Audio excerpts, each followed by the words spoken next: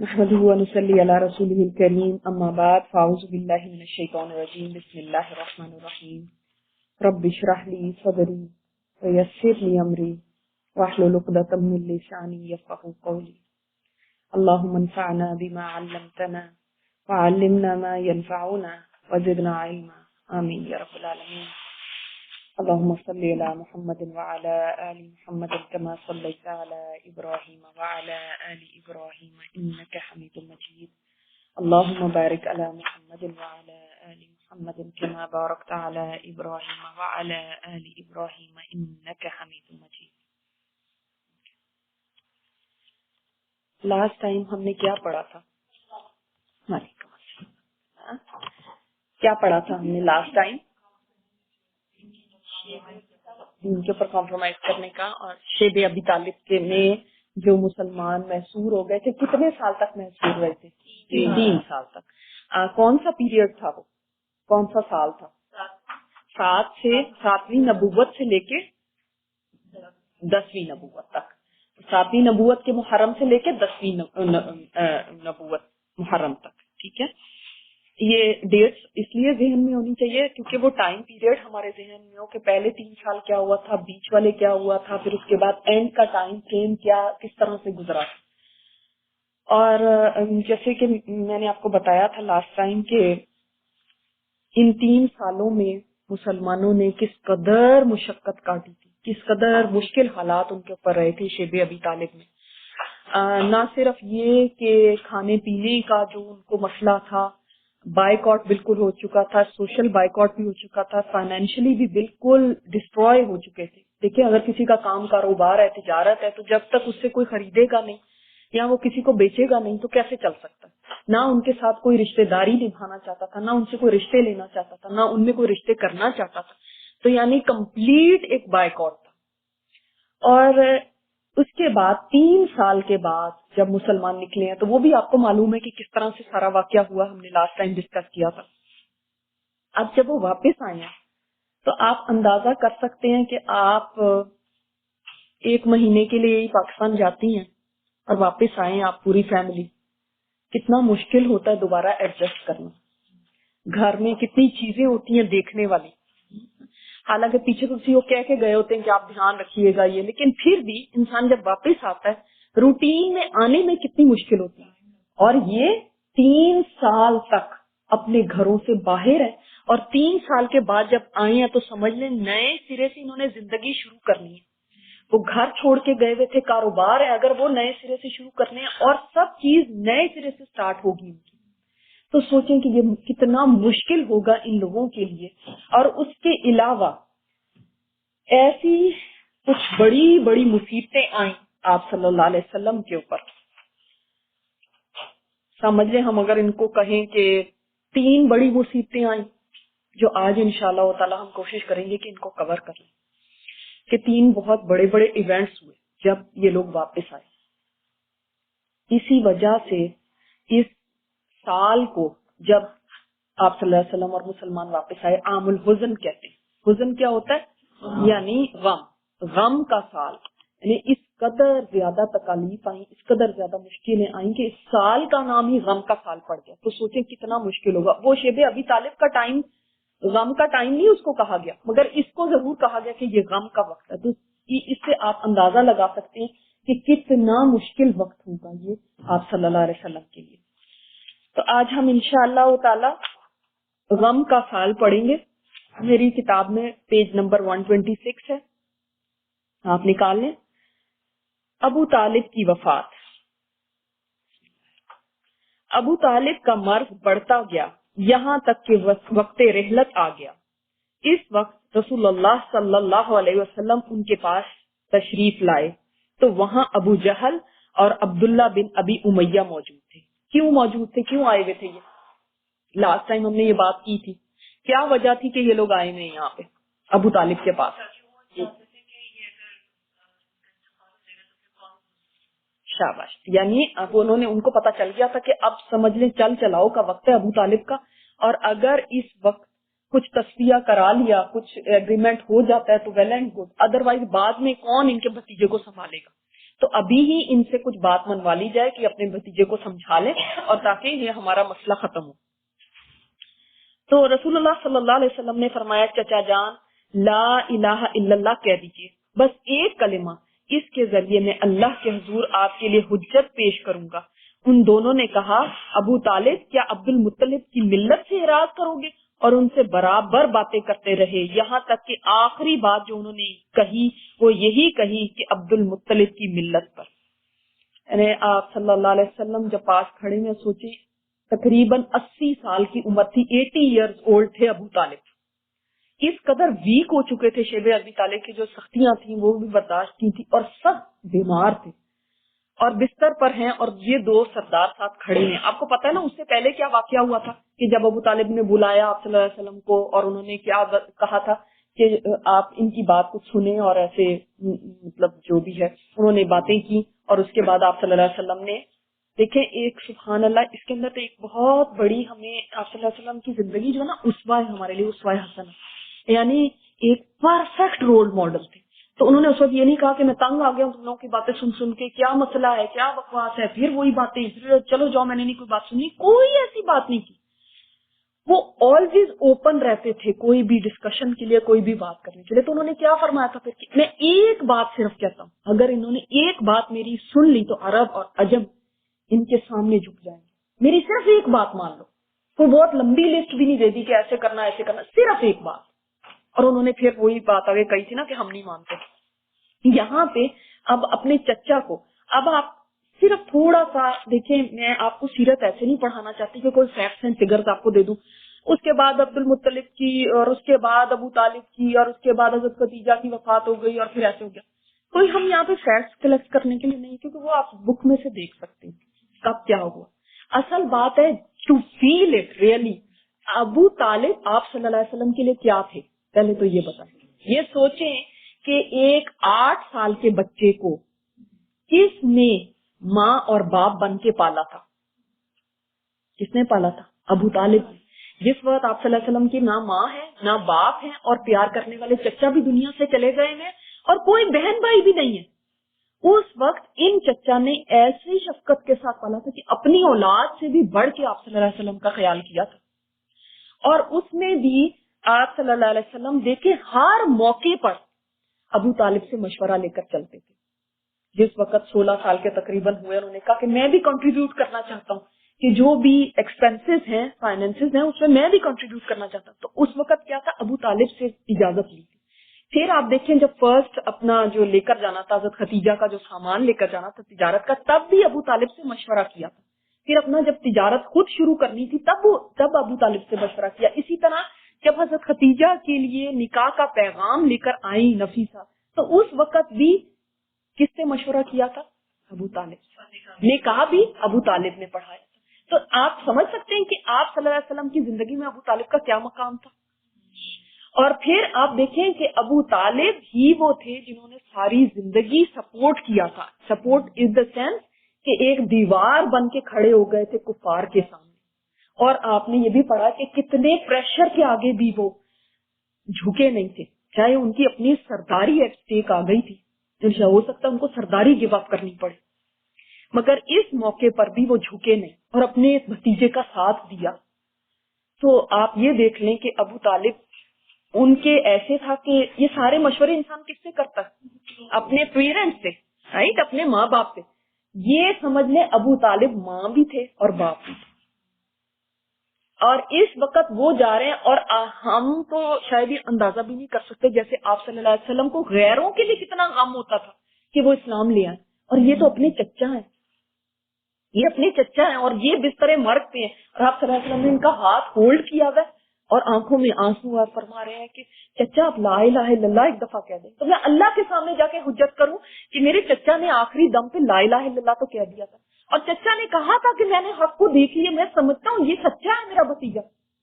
لیکن اس وقت یہ بھی روایات میں آتا ہے اس کی ایکسپلینیشن میں کہ ابو طالب نے اپنی زبان ایسے منہ کھولا کچھ بولنے کے لیے, تو ایک دم یہ جو ابو جہل اور وہ کہنے لگے عبد المطلب کیا ابو طالب کیا تم عبد المطلب کے دین سے ہٹ جاؤ گے, کیا تم اپنے آبا و اجداد کا دین چھوڑ دو گے؟ اور they kept on saying this, kept on saying this. ابو جہل بھی اور اس کے علاوہ آپ دیکھ لیں عبداللہ بن ابی امیہ، یہ دونوں اونچی آواز میں بولتے جا رہے تھے کہ آپ صلی اللہ علیہ وسلم کی آواز بھی اس کے کان میں نہ جائے، حتیٰ کہ آخر لمحے پہ انہوں نے یہی کہا، ابو طالب نے جی، لیکن دل کا ایمان قابل قبول نہیں ہے جب تک کہ آپ زبان سے نہ بولیں کلمہ. ایسے تو فرعون بھی مان گیا. دل سے ایمان صرف دل کی بات نہیں ہوتی، ایمان دل، زبان سے اقرار اور آپ کے جوارح کے ساتھ آپ اس کے اوپر عمل کر کے دکھائیں، یہ ہے ایمان. ٹھیک ہے، ہاں بالکل. تو تینوں چیزوں کے ساتھ ہوتا ہے. اب اس چیز کے اوپر کافی بحث ہوتی ہے. ایک جگہ پہ یہ بھی ہے کہ شاید ابو طالب نے کلمہ پڑھ لیا ہو کہ واٹ ایور، لیکن ہمیں اس بحث میں جانے کی ضرورت نہیں، کیونکہ دیکھیں سب سے پہلی تو یہ بات ہے کہ اللہ تعالیٰ معاف کرے، کسی کے بھی پیرنٹس سوچیں اگر وہ غیر مسلم ہے اور ہم بیٹھ کے ڈسکشن شروع کر دیں کہ اس کے پیرنٹس جہنم میں گئے یا جنت میں، اس کو کیسا فیل ہوگا؟ اس کے تو پیرنٹس ہیں نا، اور یہ ہمارے نبی پاک صلی اللہ علیہ وسلم کے پیارے چچا ہیں. ہمیں کوئی رائٹ نہیں ہے کہ ہم بیٹھ کے ڈسکس کریں وہ کیا تھے وہ کیا نہیں تھے. بس ہمارے سامنے اتنی روایات آئی کہ آپ صلی اللہ علیہ وسلم نے آخری کلمات جو ان سے سنے وہ یہی تھے کہ انہوں نے یہ کہا کہ میں اب عبد المطلب کی ملت کے اوپر، اور اس کے بعد آپ صلی اللہ علیہ وسلم نے فرمایا کہ میں آپ کے لیے دعا کرتا رہوں گا. یہ دیکھیں آگے آ رہے ہیں یہاں پہ، نبی صلی اللہ علیہ وسلم نے فرمایا جب تک اللہ کی طرف سے روکا نہ گیا میں آپ کے لیے دعائیں مغفرت کرتا رہوں گا.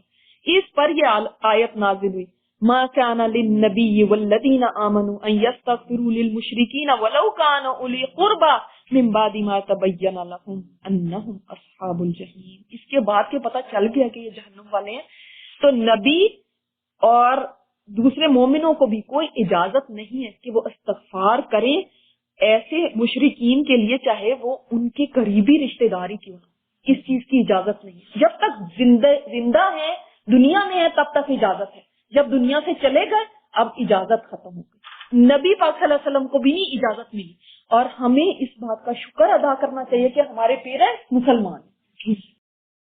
کوئی کسی کا رائٹ نہیں ہے کہ وہ بیچ میں کچھ بھی بولے، چاہے آپ صلی اللہ علیہ وسلم کو کتنا تھا کہ آگے یہ آیت بھی نازل ہوئی، انک لا تہدی من احببت، اے نبی جس سے آپ پیار کرتے ہیں، جس سے آپ محبت کرتے ہیں، آپ اس کو ہدایت نہیں، چاہے جتنی بھی آپ کو پسند ہو، جتنی بھی آپ کی چاہت ہو، جس سے آپ کو ہے کہ اس کو ہدایت مل جائے، آپ کے ہاتھ میں ہدایت نہیں ہے. ہدایت دینا صرف اللہ کا کام ہے. تو آپ صلی اللہ علیہ وسلم جب یہ کہہ کے وہاں سے چلے گئے، یہ بھی کہا جاتا کہ اس کے بعد حضرت علی آئے آپ صلی اللہ علیہ وسلم کے پاس، تو انہوں نے آ کے فرمایا کہ یہ نہیں کہ میرے والد وفات پا گئے، انہوں نے کہا آپ کے گمراہ چچا جو ہے نا وہ وفات پا گئے. تو آپ صلی اللہ علیہ وسلم نے فرمایا کہ جاؤ اور ان کو کفن دفن ان کا کرو. تو وہ گئے تھے اور انہوں نے ان کا پھر کفن دفن کیا، اور جب وہ ان کو فرمایا آپ صلی اللہ علیہ وسلم نے کہ اس کے بعد سیدھے میرے پاس آنا واپس.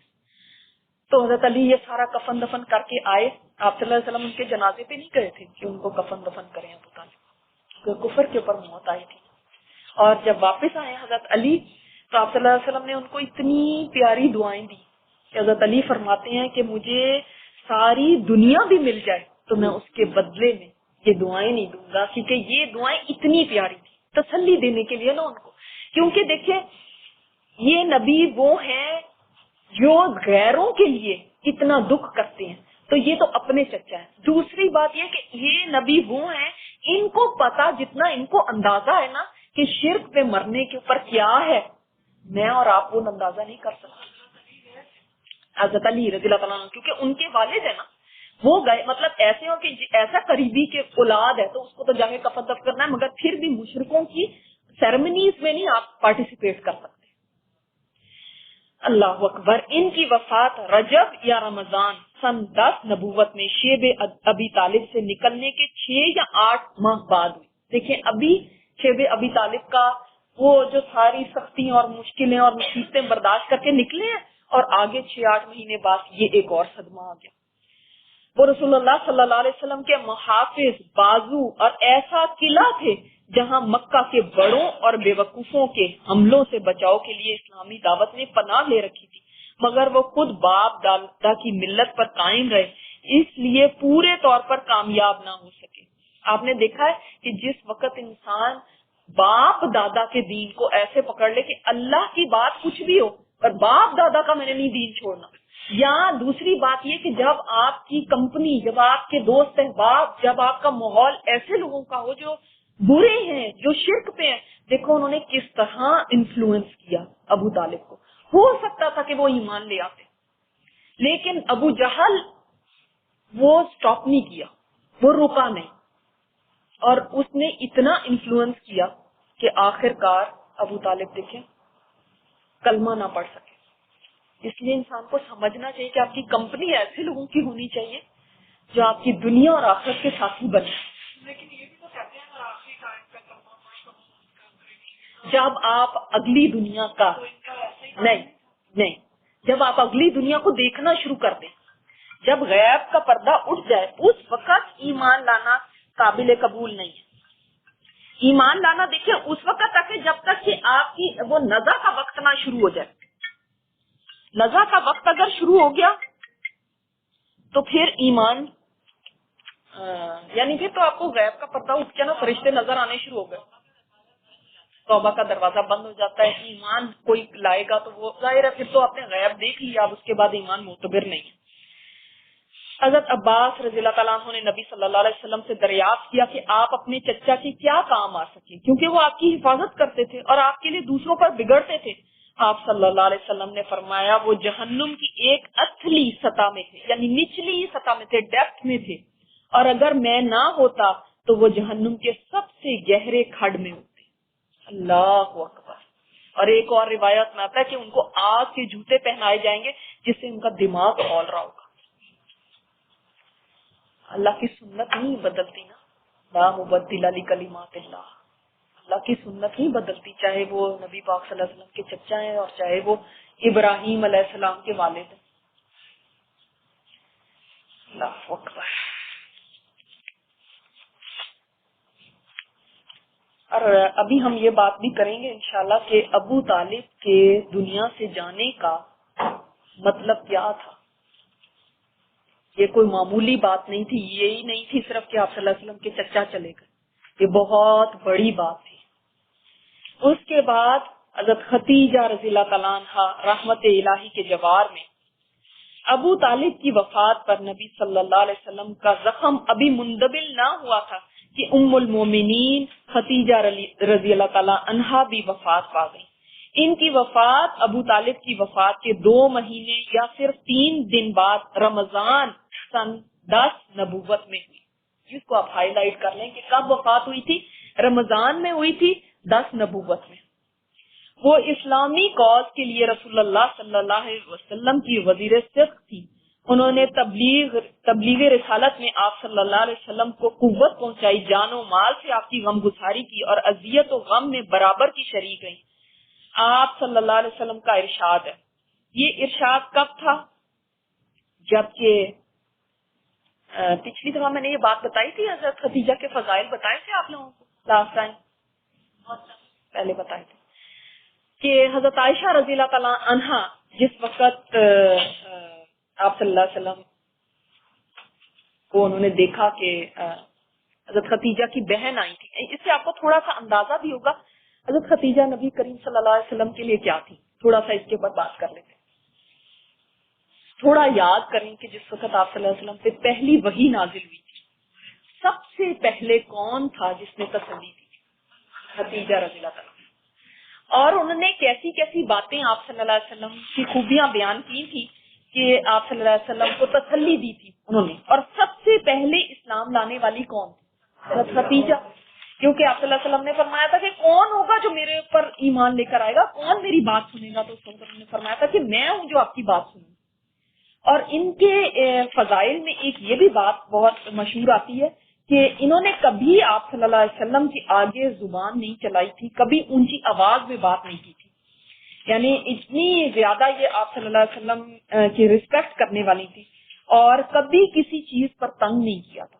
جیسے ہوتا نا بیویوں کا کام ہوتا ہے کہ کوئی چیز کی ضد کرنا یا کسی چیز کے اوپر تنگ کرنا، کبھی ایسا نہیں انہوں نے کیا تھا. میں نے آپ کو بتایا تھا کہ شیب ابی طالب میں وہ ایک پیالہ تھا جو ٹوٹ گیا تھا، اور انہوں نے یہ نہیں کہا کہ آپ کی وجہ سے میں اتنی مصیبتوں میں پڑ گئی یہ ہو گیا، حالانکہ یہ امیر ترین عورت تھی مکہ کی، ایک بزنس وومن تھی، اور ان کے میں نے بتایا تھا نا کہ کتنے لوگ ان کا سامان تجارت لے کر جایا کرتے تھے. تو ان کی بہن جب حالہ آئی تھی آپ صلی اللہ علیہ وسلم کے پاس مدینہ میں، یہ آپ کو بات بتائی تھی میں نے یا نہیں؟ لاسٹ ٹائم بتائی تھی کہ جب حضرت حالہ آئی تھی آپ صلی اللہ علیہ وسلم سے مدینہ میں وزٹ کرنے ملنے کے لیے، تو انہوں نے جب دروازے پر دستک دی تھی تو آپ صلی اللہ علیہ وسلم ایک دم لیٹے ہوئے تھے، ایک دم اٹھ کے بیٹھ گئے اور فرمایا کہ ایسے لگتا ہے کہ جیسے خدیجہ آ گئی، کہ دستک سے پہچانا خدیجہ کی بہن ہے. تو آپ صلی اللہ علیہ وسلم اتنی زیادہ مطلب اپنی بیوی کے گھر والوں کی رسپیکٹ اور اتنی زیادہ ان کے لیے اکرام کرنا آپ صلی اللہ علیہ وسلم کا یہ کس وجہ سے تھا؟ حضرت خدیجہ کے ساتھ جو محبت تھی اسے. آپ دیکھیں جب بیویاں ظاہرہ سامنے ہوتی ہیں، زندہ ہوتی ہیں، تو پھر تو بہت سارے آدمی محبت کرنے والے بہت محبت کا دم بھر لیں گے، خوش آمدید بھی کر لیتے ہیں. لیکن جب بیوی دنیا سے چلی جائے پھر کوئی اس کو یاد رکھے جبکہ اس کو اور بیویاں بھی مل چکی ہوں، یہ بہت بڑی بات ہے. اسی لیے حضرت عائشہ رضی اللہ تعالیٰ نے فرمایا تھا یا رسول اللہ آپ کب تک اس بوڑھی عورت کو یاد کرتے رہیں گے؟ آپ کو اللہ نے اس سے بہتر عورتیں دے دی، یعنی وہ تو ایک بیوہ عورت تھی، آپ سے ایج میں اولڈر تھی، ان کا اشارہ اپنی طرف تھا کہ آپ کو اللہ نے ان سے بہتر عورت دے دی ہے اور آپ ان کو یاد کر رہے ہیں ابھی تک. تو تب آپ صلی اللہ علیہ وسلم نے یہ الفاظ فرمائے تھے کہ جس وقت لوگوں نے میرے ساتھ کفر کیا وہ مجھ پہ ایمان لے کر آئے، جس وقت لوگوں نے مجھے جھٹلایا انہوں نے میری تصدیق کی، جس وقت لوگوں نے مجھے محروم کیا انہوں نے مجھے مال میں شریک کیا. تو میں نے آپ کو بتایا تھا انہوں نے اپنے مال لا کے ڈھیر لگایا دیا تھا، اتنی اشرفیاں تھی زمین سے لے کے اوپر تک ایک ڈھیر لگا تھا کہ آپ صلی اللہ علیہ وسلم ان کے پیچھے چھپ گئے تھے. اتنا اپنا مال لا کے اپنے غلاموں کو کہا تھا کہ یہاں پہ ڈھیر لگا. کیا آپ کیوں غم کرتے ہیں اس بات کے اوپر کہ کچھ لوگ ہیں جو اتنے غریب ہیں اور میں ان کی مدد نہیں کر سکتا؟ نہیں، میرا مال حاضر ہے. انہوں نے مجھے مال میں شریک کیا اور اللہ نے مجھے ان سے اولاد دی. یہ بھی ایک بہت بڑی بات ہوتی ہے کہ اللہ نے اس عورت کے ذریعے مجھے اولاد دی، کسی عورت سے آپ صلی اللہ علیہ وسلم کی اولاد نہیں تھی اور دوسری بیویوں سے کوئی اولاد نہیں تھی. تو کتنا ان کا مقام اور مرتبہ تھا. ان کے فضائل میں آتا ہے کہ جبرائیل علیہ السلام نبی پاک صلی اللہ علیہ وسلم کے پاس تشریف لائے اور فرمایا یا رسول اللہ یہ خدیجہ آ رہی ہیں، ان کے پاس ایک برتن ہے جس میں سالن ہے یا کھانا یا پانی ہے، جب وہ آپ کے پاس آ جائیں تو آپ انہیں ان کے رب کی طرف سے سلام کہیں، کہ جس کو رب سلام کہے اس کی شان سوچے گے کیا ہو. ایک ابو بکر صدیق تھے جن کو رب نے سلام بھیجا تھا، اور ایک خدیجہ رضی اللہ تعالیٰ عنہا جن کو رب نے سلام بھیجا. اور جنت میں موتی کے ایک محل کی خوشخبری دیں جس میں نہ شور و شغف ہوگا اور نہ درماندگی و تکان. کہ آپ نے دنیا میں اتنی تکلیفیں سہ لی ہیں لیکن آپ کو وہاں کے اس گھر کی خوشخبری ہے. یہ وہ بیوی ہیں کہ بدر میں جب قیدیوں کو چھڑانے کے لیے فدیے بھیجے گئے تو اس وقت آپ صلی اللہ علیہ وسلم کے سامنے ایک ہار آیا جس کو دیکھ کے آپ صلی اللہ علیہ وسلم رونے لگے. تو صحابہ نے پوچھا آپ کیوں رو رہے ہیں ہار کو دیکھ کے؟ فرمایا یہ خدیجہ کا ہار ہے، جب زینب نے بھیجا تھا انہوں نے اپنی بیٹی کو دیا تھا، تو یہ خدیجہ کا ہار ہے. اتنی زیادہ محبت حضرت خدیجہ سے تھی کیونکہ وہ صرف بیوی نہیں تھی، وہ ایک سپورٹر تھی. انٹرن گھر کے اندر سوچے ایک آدمی باہر کی کتنی بھی مشکلات سے ہے، جب وہ گھر آئے اور اس کو وہاں پہ سکون ملے اس کے لیے یہ بہت بڑی نعمت ہوتی ہے. اسی لیے حدیث میں یہ بھی آتا ہے کہ کسی کو جو نعمتیں ملی ہوں ان میں نیک بیوی سب سے بڑی نعمت ہے، کسی کو نیک بیوی مل جائے. تو حضرت خدیجہ رضی اللہ تعالیٰ عنہا کا یہ مقام تھا. پھر دیکھیں کہ نبی صلی اللہ علیہ وسلم ہمیشہ حضرت خدیجہ کا ذکر فرماتے تھے اور ان کے لیے دعائیں رحمت کرتے تھے، اور جب ان کا ذکر فرماتے تو آپ صلی اللہ علیہ وسلم پر رفت طاری ہو جاتی کہ بعد میں تک ان کا ذکر کر رہے ہیں تو رو رہے ہیں ان کو یاد کر کے. بیویوں کی کمی نہیں تھی، بعد میں تو اور بیویاں بھی مل گئی. لوگ کہتے ہیں آج اعتراض کرتے ہیں اور کہتے ہیں کہ انہوں نے شاید مال کے لیے اس سے شادی کی تھی، تو اگر مال کے لیے کی ہوتی نا تو بعد میں ایسے یاد نہ کرتے. بکری ذبح کرتے تو ان کی سہیلیوں میں گوشت بھجواتے کہ یہ خدیجہ کی سہیلیاں. سبحان اللہ، یہ کتنی بڑی خوش قسمتی ہے کہ ایک عورت کے لیے کہ اس کا شوہر اس سے اتنی محبت کرے. یہ مقام ہے. اس سے پتا چلتا ہے ہمیں کہ جب انسان برے دنوں میں یا مشکل کے دنوں میں کسی کے ساتھ کھڑا رہتا ہے نا تو اللہ تعالیٰ اس کو ضرور اس کا اجر دیتا ہے. جو دینیاں بعد میں آئیں وہ اس وقت آئیں جب دین ابھی اسٹیبلش ہو گیا ہوا تھا, ابھی حالات بہتر, لیکن حضرت خدیجہ اس وقت تھی جب مشکل ہی مشکل تھی. اور آپ سوچیں جب آپ صلی اللہ علیہ وسلم کے اوپر یہ نبوت کی ذمہ داری پڑی تو کین یو جسٹ امیجن کہ آپ صلی اللہ علیہ وسلم کا سارا دن, سارا وقت, سارا مال, ساری ایفرٹ کس میں گزرتی ہوں گی؟ اس دین کی نشر و اشاعت میں. کیا گھر میں ٹائم دیتے ہوں گے یا کیا گھر کے اندر کنٹریبیوٹ کرتے ہوں گے یا کس طرح ان کی تو ساری زندگی جیسے دین کی خاطر انہوں نے قربان کر دی تھی. آپ اس وقت میں دیکھیں کئی بیویوں وہ کتنی شکایت کریں, یہ کیا ہمارے پاس تو کچھ بھی نہیں رہ گیا اور آپ نے کیا ایک ہی ویژن کو پکڑ لیا یا آپ کیا ہر ایک ہی چیز میں بزی ہو گئے اور سارا اپنا مال لوٹا دیتے ہیں. آج سوچیں کوئی آدمی اتنا ڈونیٹ کر کے آ جائے کہ آپ کے پاس سیونگ میں سے چلو آدھی سیونگ دے آئے تو بیوی کا کیا ری ایکشن ہوگا. اور آپ صلی اللہ علیہ وسلم نے تو کوئی چیز کے اوپر روک نہیں لگائی, سب اللہ کے راستے میں قربان کیا. اور اس وقت میں حضرت خدیجہ کا ساتھ کھڑے ہونا بہت بڑی بات تھی. اور جب یہ دنیا سے چلی گئی تو سوچیں, ایک اگر آپ کے ذہن میں کوئی اپنی آج کی اس میں دیکھیں, آواز نہیں آ رہی جی, اب آ رہی ہے آواز الحمدللہ. اگر آپ آج کی اپنے رشتہ داروں میں کسی میں اگر آپ کو کسی کا پتا ہو کہ کسی کی بچوں کی ماں فوت ہو گئی اور آدمی اکیلا رہ گیا, کتنا مشکل ہوتا ہے نا. باپ فوت ہو جائے تب بھی بہت مشکلات ہوتی ہیں, لیکن جب ماں فوت ہوتی ہے نا تو لوگ بھی دیکھ کے روتے ہیں کہ ہائی یہ بچے اب کیسے پلیں گے, کیا ہوگا. تو آپ صلی اللہ علیہ وسلم کی اس وقت حضرت فاطمہ چھوٹی تھی, گھر کی ذمہ داری بھی ہے, باہر کا کام بھی ہے, ایسی صرف پارٹنر ہی نہیں چلی گئی, بچوں کی ماں بھی چلی گئی.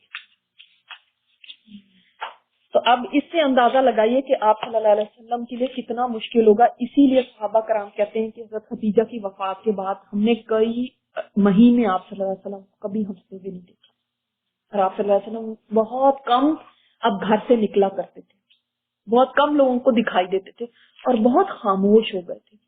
لیکن ایک بات جو بہت اہم میں آپ کو بتانا چاہتی ہوں وہ یہ ہے کہ آپ صلی اللہ علیہ وسلم نے اگر آج حضرت خدیجہ فوت ہوئی ہیں تو اگلے دن سے اپنا کام دوبارہ شروع کر دیا. یہ نہیں کہ اب غم مناتے جا رہے ہیں اور چھٹیاں لے لی ہیں اور اتنا بڑا صدمہ آ گیا تو اب کیسے کام کریں. ہم تو اللہ معاف کرے چھوٹی سی چیز کے اوپر ہی نا کتنے کتنے دن کی چھٹیاں, اب چھوڑو قرآن اور چھوڑو یہ, اب دین کے تو کوئی بات کو یاد ہی نہیں آتا, حتیٰ کہ نمازیں تک چلی جاتی ہیں. تو آپ صلی اللہ علیہ وسلم کی ڈیڈیکیشن دیکھیں اور ان کی ذمہ داریاں دیکھیں, کتنی بڑی ذمہ داری اب ان کے اوپر اگین پڑ گئی تھی. اور اب یہ حال تھا کہ ابو طالب کا دنیا سے جانا ایسے تھا جیسے سمجھ لیں کہ ایک ورڈ آپ کو یوز کروں گی اس لیے تاکہ صرف آپ کو سمجھانے کے لیے, ورنہ کوئی ایسا وہ نہیں ہے, مطلب ایگزیکٹ وہ نہیں, صرف آپ کو اگزامپل دینے کے لیے. جیسے سمجھ لیں کوئی بندہ کسی جگہ پہ انلیگل ہو جائے, انلیگل ہو جاتے ہیں, کیا اس کا اسٹیٹس رہتا ہے, وہ وہاں پہ نہیں رہ سکتا.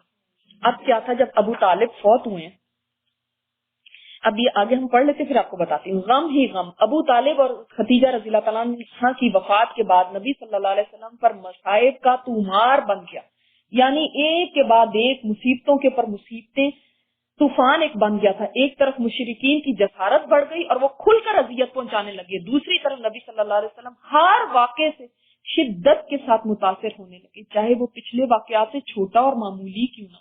انسان سینسیٹیو ہو جاتا ہے نا, جب غم اتنا پڑتا ہے تو انسان کو نا چھوٹی سی چیز بھی دکھ دینے لگتی ہے.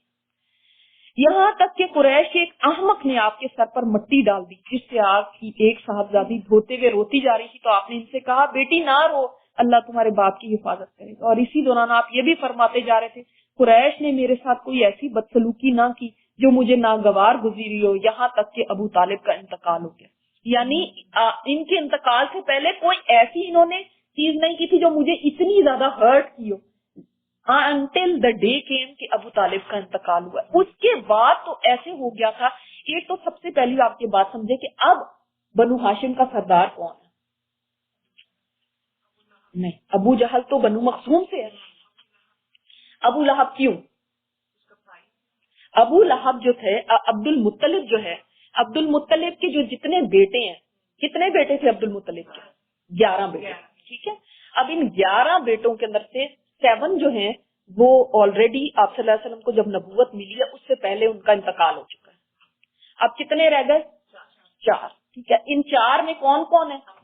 حمزہ رضی اللہ تعالیٰ عنہ، حضرت عباس رضی اللہ تعالیٰ عنہ. یہ تو ہو گئے 2 مسلمان، ابو طالب اور ابو لہب. ابو طالب اب فوت ہو گئے، ایک ہی کافر بچ گیا، ظاہر اسی کو بنائیں گے نا.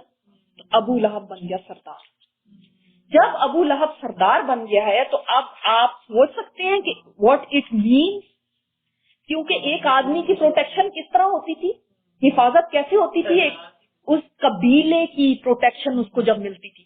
اور جو سردار ہوتا تھا ظاہری بات ہے وہی ایک شیلڈ ہوتا تھا، وہ اس کے جو فیصلے ہوتے تھے. اب جو سردار اگر چاہتا تھا تو کسی کو، جس کو کہیں گے ایکسپیل بھی کر سکتا تھا قبیلے سے.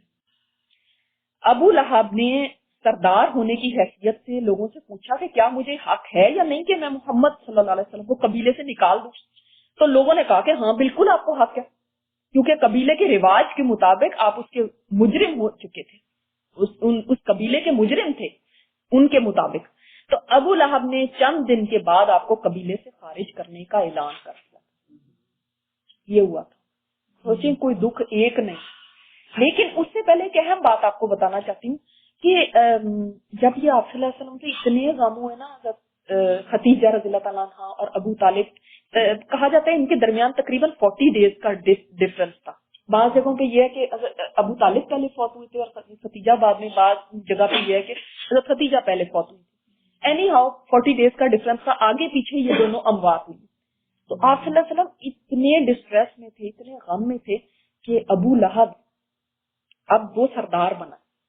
اور پہلے باتیں کرنا بڑی آسان ہوتی، لیکن آپ کے اوپر جب رسپانسبلٹی آتی ہے تو حمیت اور وہ بھی جاگ جاتی. تو وہ گیا اور آپ صلی اللہ علیہ وسلم سے کہنے لگا کہ یہ آپ اتنے غم میں ہیں، اس میں ہیں، میں آپ کی سپورٹ کروں گا. جیسے آپ ابو طالب کے وقت میں تھے، ابو طالب آپ کی سپورٹ کرتا تھا، ویسے میں آپ کی سپورٹ کروں گا. اور آپ نہ ایک قدم آگے تو نہ ایک قدم پیچھے، آپ جو کر رہے ہیں ویسے ہی کرتے رہے. یہ بھی ہوا. لیکن اب دیکھ لیں، ابو جہل کو آپ صلی اللہ علیہ وسلم نے فرمایا میری امت کا فرعون جو ہے نا یہ ابو جہل. اب جب یہ اس نے اعلان کیا تو لوگ تو بڑے پریشان ہوئے. انہوں نے کہا ہے یہ بھی ان کے دین پہ چلا گیا. اس نے کہا نہیں میں ان کے دین پہ نہیں گیا، لیکن چونکہ یہ میرے قبیلے سے ہیں تو میری ذمہ داری ہے. تو ابو جہل آیا، اس نے عتبہ کے ساتھ مل کے ایک پلان بنایا. اس نے کہا کہ کس طرح آپ صلی اللہ علیہ وسلم کو ابو لہب کی پناہ سے یا حفاظت سے نکالا جائے. اس نے جا کے ابو لہب سے کہا کہ تم اپنے بھتیجے سے یہ کیوں نہیں پوچھتے کہ کیا انجام ہوا ہے عبد المطلب کا، جا کے ذرا پوچھو. تو اچھا اب دیکھیں اصل تو عبد المطلب ہی ہے نا جن کی وجہ سے یہ ساری حفاظت ملی ہوئی ہے. قبیلہ تو وہاں سے چل رہا ہے نا، وہی ان کے آبا بڑے، اور اس وقت تو آپ سوچ ہی نہیں سکتے کہ کسی بڑے کو آپ کوئی ڈسریسپیکٹ کریں. تو ابو لہب نے جا کے آپ صلی اللہ علیہ وسلم سے کہا کہ یہ بتاؤ میرے باپ عبد المطلب کا کیا انجام ہوا ہے. تو آپ نے فرمایا وہ اپنے لوگوں کے ساتھ ہے. تو وہ پھر بڑا خوش ہوا. اس نے کہا اچھا چلو ٹھیک ہے. آ گیا وہ. تو ابو جہل نے پوچھا کہ کیا کہا ہے اس نے. کہا وہ کہہ رہا ہے کہ اپنے لوگوں کے ساتھ. کہتا بے وقوف، اس کا یہی تو مطلب ہے کہ اپنے لوگوں کے ساتھ جہنم میں، آگ میں. ہاں، اور اس کا یہی تو مطلب ہے، اور کہاں ہے وہ. تو ابو لہب کو تو پھر بڑی غیرت آئی. تب اس نے کہا کہ بس ٹھیک ہے، ختم آپ کے پاس، اب کوئی سپورٹ نہیں. یہ تقریباً 20-25 ڈیز ہارڈلی یہ اس نے اپنی حفاظت کا کہا. 20-25 ڈیز، اس سے زیادہ نہیں. تو اب اس نے کہا کہ واللہ میں تمہیں اب پروٹیکشن نہیں دوں گا. اور اس کے بعد یہ ہوا کہ اب جب اس نے سمجھ میں خارج کر دیا، آپ صلی اللہ علیہ وسلم کو ایکسپیل کر دیا ہے اس قبیلے سے، تو اس کا مطلب اب یہ ہے کہ اگر کوئی آپ صلی اللہ علیہ وسلم کو قتل کرتا ہے تو کوئی خون بہا نہیں لیا جائے گا. Free for all. اگر کوئی چاہے تو پکڑ کے غلام بنا لے.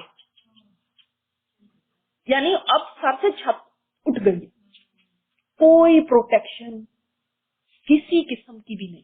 وہ بھی چچا ہے وہ بھی چچا ہے, کتنا فرق ہے. اور تو اس کا خون بھی معاف ہو جاتا تھا جو قبیلے سے نکال دیا جاتا تھا, اور ہر شخص کو حق ہوتا تھا چاہے جو مرضی اس کو نقصان پہنچائے, جو مرضی اس کے ساتھ سلوک کرے, چاہے قتل کرے, چاہے کچھ بھی کرے. اب یہ جو بات میں نے ابھی آپ کو بتائی ہے کہ ایک کسی نے ایسی بات کی کہ آپ صلی اللہ علیہ وسلم کے سر پہ مٹی ڈالی, تو آپ یہ سوچیں کہ اس وقت آپ صلی اللہ علیہ وسلم کی عمر کیا ہوگی. 51 ایئر, 10-11 سال ہو چکے ہیں آپ صلی اللہ علیہ وسلم کو تبلیغ کرتے تھے. اور کیا ہوتا تھا, مکہ کے کوئی بھی ٹین ایجر لڑکے جو ادھر ادھر پھرتے, جن کی آج تک جرت نہیں ہوئی تھی کہ وہ کوئی بات کرتے, اب کیا ہوتا تھا, ادھر سے پکڑ لیتے تھے, پکڑ کے ایسے کھینچتے تھے, آپ صلی اللہ علیہ وسلم کے کپڑے پھٹ جاتے, کہتے ہاں بتاؤ کون کون اب تمہیں بچائے گا, کون بچائے گا تمہیں. اب ایک لڑکا آتا تھا اور زمین سے مٹی اٹھا کے ایسے منہ پہ پھینکتا تھا. یعنی آپ سوچیں ایک 51 ایئر اولڈ آدمی ہے اور ان کے ساتھ کیا سلوک ہو رہے ہیں. اس کے بعد جب ہم درود پڑھے نا تو اس درود کے اندر بہت زیادہ محبت ہونی چاہیے کہ اس نبی نے ہمارے لیے بہت قربانیاں دی, بہت قربانیاں دی, اور ہم نہیں حق ادا کر سکے نہ ان کے دین کا جو ہمارے پر ذمہ داری ہے, اور نہ ہی ان کو ڈیفینڈ کرنے کا, ان کی ذات کو ڈیفینڈ کرنے کا, کہ جب دشمن اتنی باتیں بولتے ہیں تو ہمارے پاس کوئی انفارمیشن ہی نہیں کہ آج ہم کچھ بتا سکیں کہ یہ نبی کون تھے.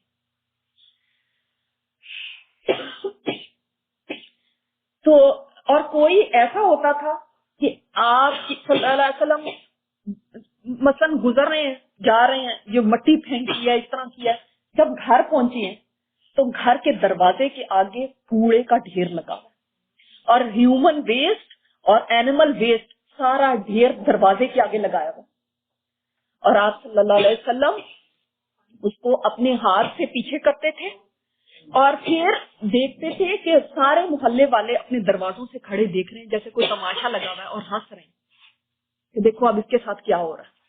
یعنی کوئی دن ایسا نہیں گزر رہا تھا جس میں کوئی تکلیف نہ ہو, کیونکہ اب ہر ایک کی ضرورت ہو گئی تھی. پہلے سب کو ڈر تھا کہ ایک سردار ہے جو اس کے ساتھ ہے, ہم نہیں کر سکتے, یہ اشراف میں سے.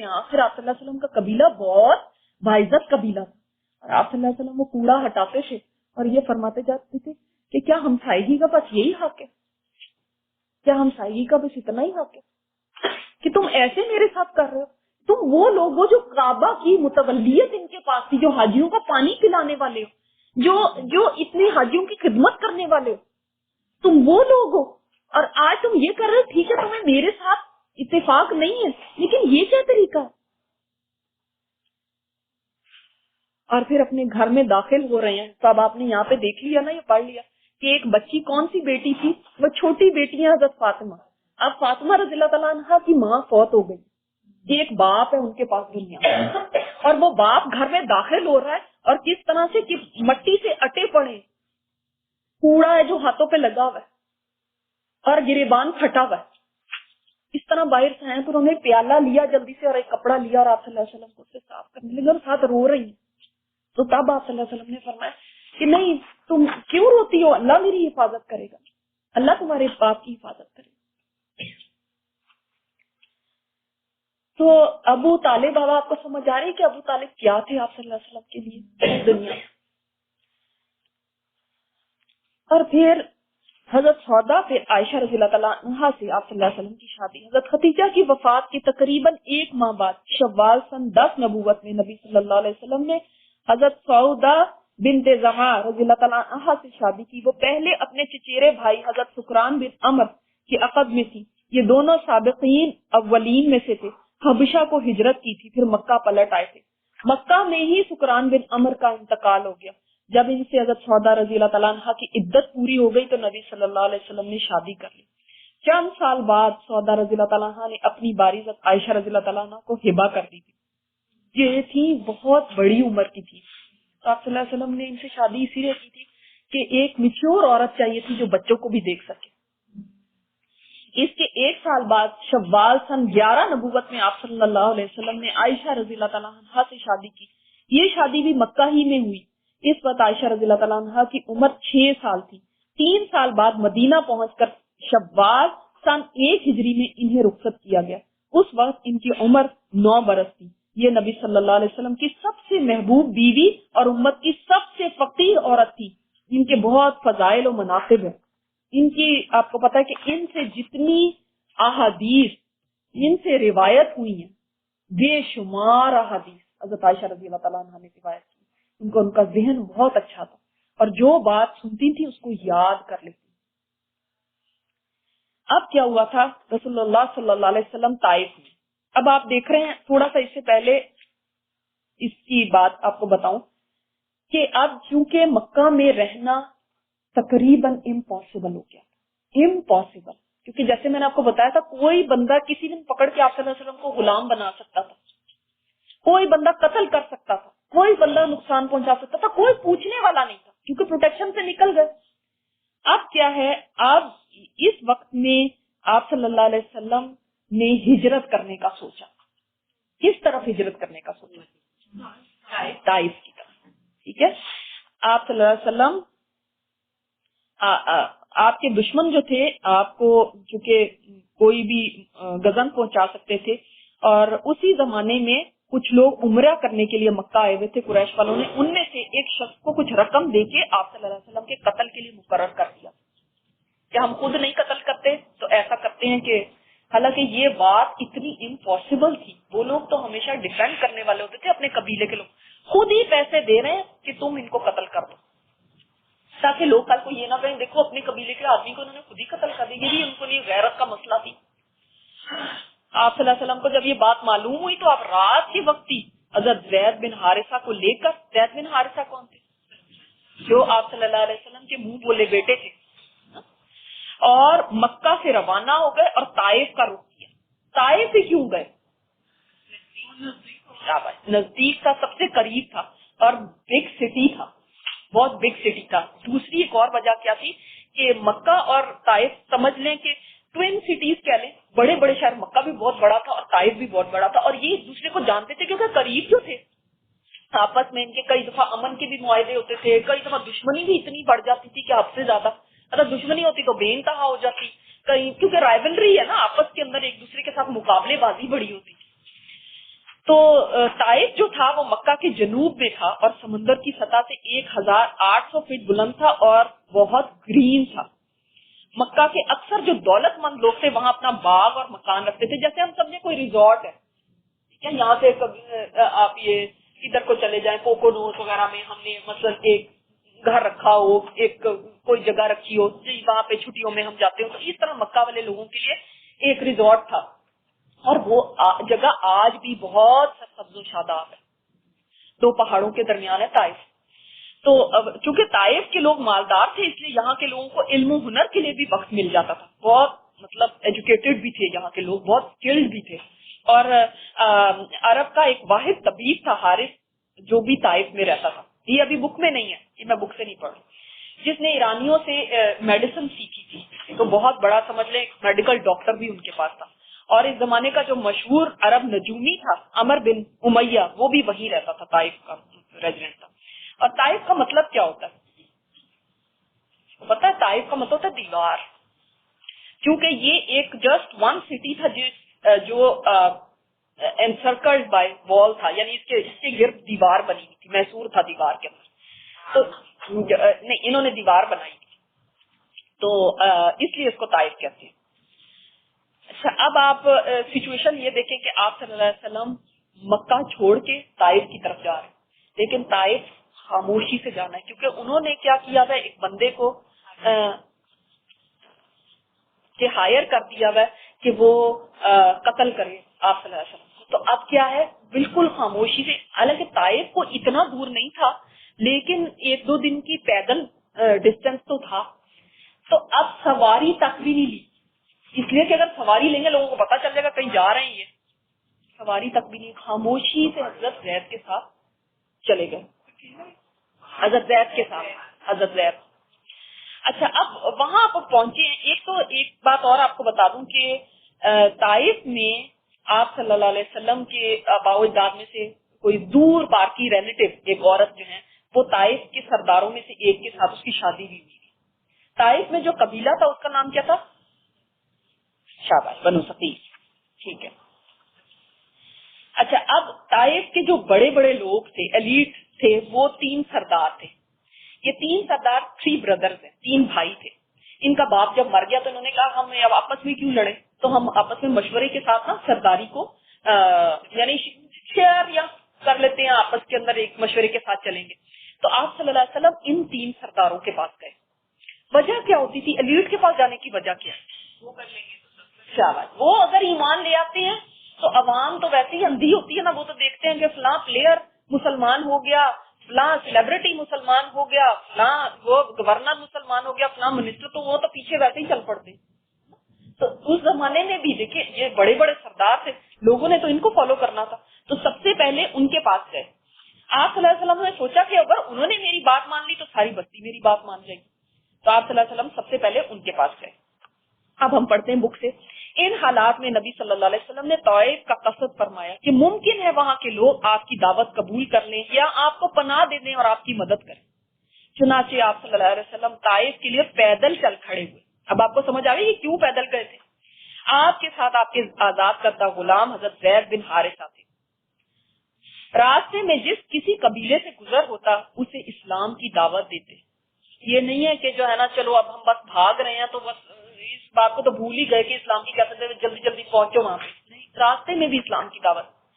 یوں طائف پہنچے اور قبیلہ ثقیف کے 3 سرداروں کا جو آپس میں بھائی تھے قصد فرمایا. قصد کا مطلب کیا؟ ارادہ کیا، یعنی ان کی طرف گئے، انہیں اسلام کی دعوت دی اور تبلیغ اسلام پر اپنی مدد چاہی، مگر انہوں نے اسے منظور نہ کیا بلکہ بہت برا جواب دیا.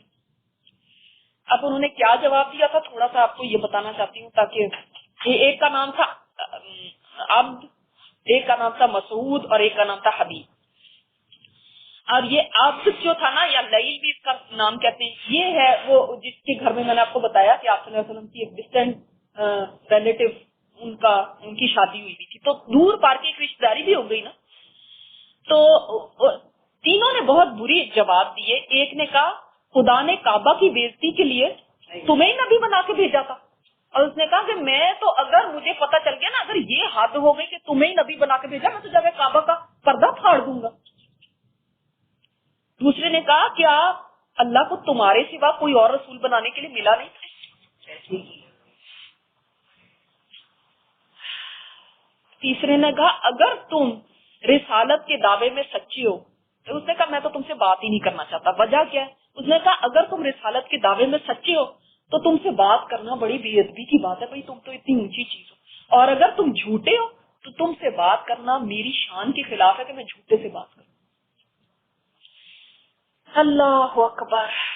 اس کے بعد آپ صلی اللہ علیہ وسلم نے ان کو چھوڑ کے دوسروں کا قصد کیا. چلو عام عوام میں سے ہو سکتا ہے کہ کوئی ایمان میں، یہ بعد میں نا جو بعد میں مسلمان ہوئے تھے کیونکہ طائف جو ہے بعد میں فتح ہو گیا تھا، تو بعض والوں نے پھر بتایا کہ ہم دیکھتے تھے، اس وقت کوئی نہیں مسلمان ہوا، بعض والوں نے بتایا کہ ہم دیکھتے تھے کہ آپ صلی اللہ علیہ وسلم اس وقت بازاروں میں جا رہے تھے اور لوگوں کو تبلیغ کر رہے تھے.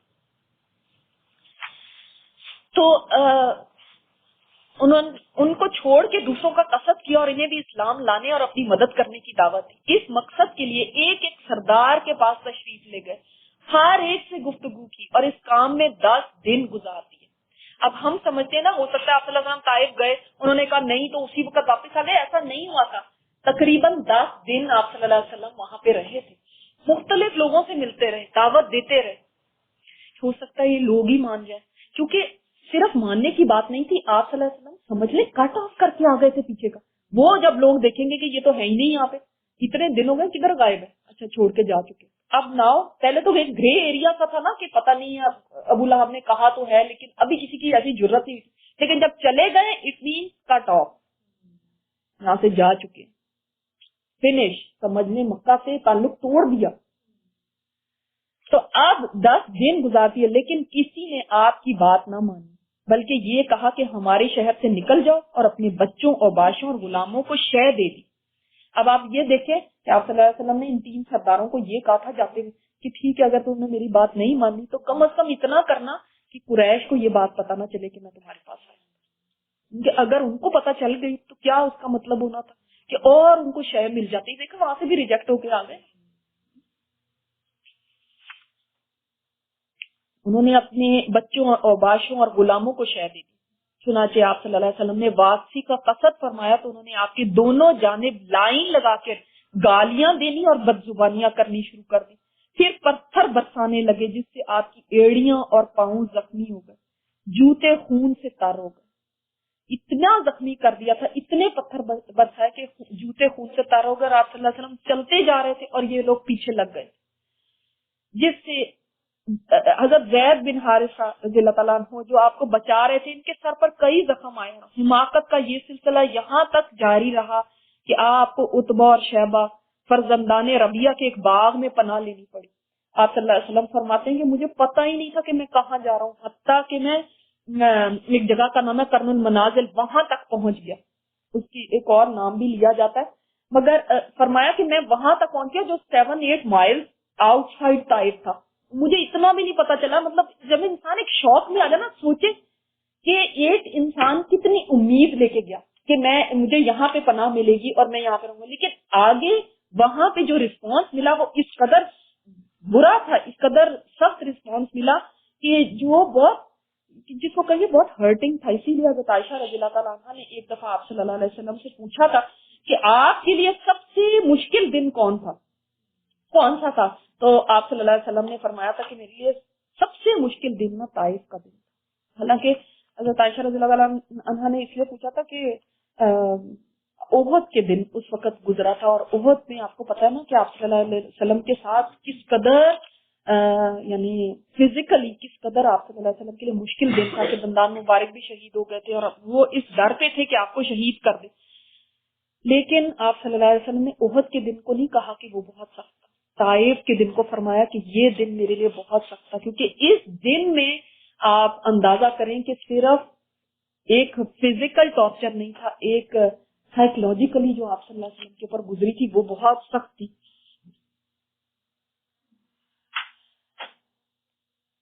آپ صلی اللہ علیہ وسلم نے فرمایا تمہاری قوم سے مجھ کو بہت سی تکلیفیں پہنچی, مگر میرے اوپر سب سے زیادہ سخت دن وہ تھا جس دن میں نے اپنے آپ کو طائف کی اب یا لئی کے بیٹے کے سامنے پیش کیا اور اس نے مجھے نہایت برا جواب دیا. تو جب یہاں پہ پہنچے اس وقت آپ صلی اللہ علیہ وسلم نے ایک باغ میں پناہ لی تھی, اور یہ بھی آپ کے دور کے کزنز لگتے تھے, عتبہ اور شیبہ ربیہ کے بیٹے تھے. اور میں نے آپ کو بتایا نا کہ یہ لوگ آؤٹ سائڈ مکہ باغ وغیرہ خریدتے تھے, تو ان کا یہ باغ تھا, اور یہ باغ طائف سے 3 میل کے فاصلے پر واقع تھا. جب آپ اس باغ میں داخل ہوئے تو بھیڑ واپس چلی گئی. آپ نے سمجھ لیں وہاں پہ جا کے اپنی جان بچائی. اتنے لوگ اتنی دور تک پیچھا کرتے ہوئے باہر تک آ گئے, طائف سے بھی نکل کے, کہ ہم نے آج چھوڑنا نہیں. اور یہ انہوں نے شہ دی تھی. یہ بھی آتا ہے کتابوں میں کہ ہو سکتا ہے کچھ لوگ نا انفلوئنس ہونا شروع ہو گئے تھے آپ صلی اللہ علیہ وسلم کی تعلیم سے, تبلیغ سے, تو انہوں نے کہا یہ تو مصیبت یہاں پہ بھی نہ ہمارے لیے ایک مسئلہ کھڑا ہو جائے. تو انہوں نے تب شہ دی کہ اب یہ ایسے لڑکوں کو اور باشوں بدماشوں کو کہ تم لوگ ان کے پیچھے لگو اور ان کو اب چھوڑنا نہیں. تو یہاں پہ پناہ لی. اب وہ دیکھ رہے تھے, دونوں جو آدمی تھے نا عتبہ اور شیبہ, وہ دیکھ رہے تھے کہ یہ کیا ہو رہا ہے. اس وقت ان کو بھی ترس آ گیا, حالانکہ دشمن تھے, ان کو بھی ترس آ گیا کہ ان کی یہ کیا حالت ہو گئی. اور ایک اپنے قبیلے کی حمیت بھی تھی. ظاہر ہے قبائل کی حمیت ہوتی تھی نا کہ دیکھو ہمارے بندے کے ساتھ یہ ایسا سلوک کر رہتا ہے. اللہ, آپ نے شاید کسی فقیر کو بھی ایسے کبھی نہ دیکھا ہو کہ جس کے ساتھ ایسا سلوک کیا گیا ہو. کبھی میرا نہیں خیال کہ ہم نے اپنی زندگی میں کبھی کسی کے ساتھ ایسا سلوک دیکھا. نبی صلی اللہ علیہ وسلم باغ کے اندر ایک دیوار سے ٹیک لگا کے انگور کی ایک بیل کے سائے میں بیٹھ گئے. جو کچھ پیش آیا تھا اس سے دل فگار تھا. چنانچہ آپ نے ایک رقت انگیز دعا فرمائی جو دعائے مستضعفین کے نام سے مشہور ہے, کمزوروں کی دعا, بے کسوں کی. اور وہ دعا یہ ہے, اللہم الیک اشکو ضعف قوتی, اے اللہ میں اپنی کمزوری کی شکایت تیری آگے کرتا ہوں. اور کس کے آگے کریں گے؟ پھر بھی اللہ کے آگے ہاتھ اٹھائے, اللہ میں اپنی بے بسی کی, اپنی کمزوری کی شکایت تیرے آگے کرتا ہوں. وقت قلت حیلتی, اور اپنی بے بسی کی, اس قلت کی, وہوانی علی الناس, اور اللہ لوگوں کے آگے جو میری بے قدری ہو رہی ہے اس کی بھی شکایت تیرے آگے کرتا ہوں. یہ لوگ جو میرے ساتھ سلوک کر رہے ہیں. آپ دیکھیں اللہ کے سامنے شکایت کرنا, گلا شکوہ کرنا دو طرح کا ہوتا ہے. ایک تو انسان یہ کہتا ہے نا اللہ میرے ساتھ تو نے ایسا کیوں کیا, ایسا میرے ساتھ ہی ہونا تھا, میں نے ایسا کیا گناہ کر دیا.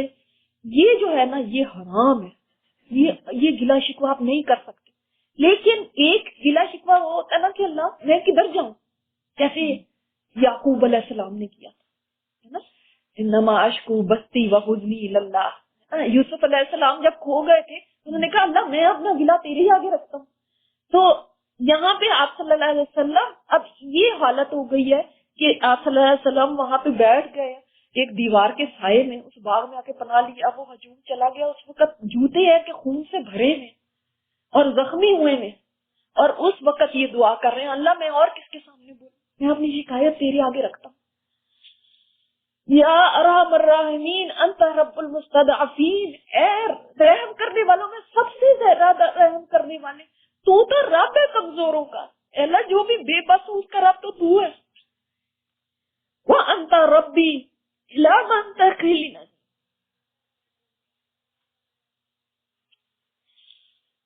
اور تو ہی تو میرا بھی رب ہے.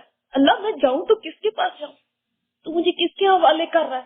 الا بعید جو دور ہے, یا جہبنی جو کہ میرے ساتھ سختی کر رہا ہے. ان دور والوں کے پاس تو مجھے حوالے کر رہا ہے جو میرے سے سختی کر رہے ہیں, یہ دور والے تھے نا. ام الا عدو ملکتہ امری, یا اس کے پاس یا ان کے جو میرے دشمن ہیں ان کو تو نے میرے کام کا مالک بنا دیا ہے, ان کے حوالے مجھے چھوڑ دیا.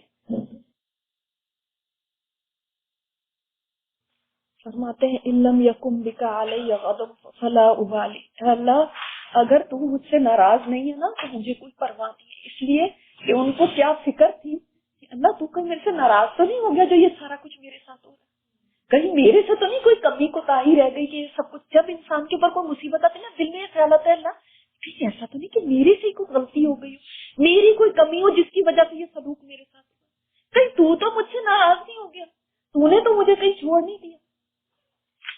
اگر تو نہیں ناراض ہے نا تو پرواہ نہیں ہے, اس لیے کہ پھر اللہ کی مرضی جس کے اوپر چاہے جو امتحان ڈال دے, اللہ پھر نہیں پرواہ, تو نہ ناراض ہونا. ولیکن عافیتک ہی اوسع الی, لیکن اللہ اگر تو میرے اوپر عافیت بھیجتا نا یہ میرے لیے زیادہ آسان ہوگی. یعنی سبحان اللہ دعا بھی ساتھ کر دی کہ لیکن اللہ میں تیری یعنی عافیت کا طلبگار, اگر تو میرے لیے آسانی کر دیتا نا وہ میرے لیے زیادہ بہتر ہے. یا اللہ یعنی تیرا جی چاہے کسی کو بھی آزما لے, تیرا جی چاہے کسی کے اوپر بھی سختی کرے, کسی کے اوپر بھی چاہے نرمی کرے, لیکن اللہ اگر تو آسانی کر دیتا ہے نا تو وہ میرے لیے زیادہ بہتر ہے, وہ میرے لیے آسان ہے. اعوذ بنور وجہک الذی اشرقت لہ الظلمات, میں پناہ چاہتا ہوں تیرے چہرے کے نور سے جس سے اندھیرے روشن ہو جاتے, میں اس نور کی پناہ میں آتا ہوں. سبحان اللہ. وصلح علیہ امر الدنیا والآخرہ, سبحان اللہ, اور جس پر دنیا اور آخرت کے معاملات درست ہو گئے. من ان ينزل بی غضبک, کہ تو مجھ پر غضب نازل کرے, میں اس سے تیری پناہ میں آتا ہوں. او یحل علی سخط, او یحل علی سخطک, اور یا اس چیز سے کہ تیری ناراضگی میرے اوپر آئے. لکل عتبی حتی ترضی, اللہ مجھے تو تیری رضا چاہیے, تیری رضا چاہیے. ولا حول ولا قوت الا بک, اور اللہ کوئی قوت کوئی طاقت کوئی زور نہیں مگر صرف تیرے پاس. اللہ میرے پاس کیا طاقت ہے, سارا زور تو تیرے پاس ہے. اگر مجھے زور چاہیے بھی طاقت چاہیے بھی وہ بھی میں نے تجھ سے ہی مانگنی ہے. اللہ میرے پاس کچھ. اللہ اکبر. یہ آپ صلی اللہ علیہ وسلم نے دعا کی ہے, اور یہ بے بسوں کی کمزوروں کی دعا کہلاتی ہے. اتنی پیاری یہ دعا ہے. اور جب یہ دعا آپ صلی اللہ علیہ وسلم نے کی, دیکھو اللہ تعالیٰ نے کیسے اس دعا کو سنا کہ ادھر آپ صلی اللہ علیہ وسلم کو ربیہ کے بیٹوں نے اس حالت میں دیکھا تو ان دونوں کو ترس آ گیا, اور اپنے ایک عیسائی غلام عباس کے ہاتھ انگور کا خوشہ بھیج دیا. اور انگورا کو پتا ہے آج بھی کتنی سودنگ چیز ہے, تو انگور کا خوشہ بھیج دیا. نبی صلی اللہ علیہ وسلم نے بسم اللہ کہہ کے لینے کے لیے ہاتھ بڑھایا, اور کھایا۔ اس پر عداس نے کہا اس علاقے کے لوگ تو یہ کلمہ نہیں بولتے کہ یہ بسم اللہ کیا چیز ہے۔ نبی صلی اللہ علیہ وسلم نے فرمایا تم کس علاقے سے ہو، تمہارا دین کیا ہے؟